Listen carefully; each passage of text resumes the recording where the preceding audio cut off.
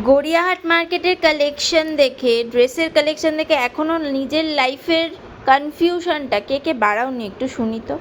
আমার তো এতটাই কনফিউজ লাইফ, তার মধ্যে আরও কনফিউশন বাড়িয়ে তাই ভাবলাম যে না থাক, দরকার নেই, আমি একটু মলে চলে যাই নিজের কনফিউশনটা কমানোর জন্য, কারণ আমার জীবনে কোনোদিন মলে কিছু পছন্দ হয় না।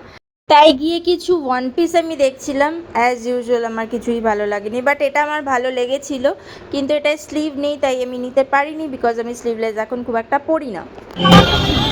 অ্যাজ ইউজুয়াল প্রতি বছরের মতন আমার কোনো বার মলে গিয়ে আমার কিছু পছন্দ হয় না। এখন অনলাইন কিনতে কিনতে এমন হয়ে গেছে, অনলাইনেই ওই সারাদিন বসে কোনো ড্রেস দেখতে দেখতে দেখতে দেখতে তারপর সেটা কেনা হয়।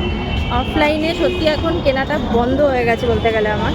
তাও প্রতি বছর একবার হলেও তো মার্কেটিং করতে মার্কেটে আসবো, কিন্তু মানে সত্যি কথা বলতে গেলে আজ অবধি আমার মলে গিয়ে কিছু কোনোদিন পছন্দ হলো না।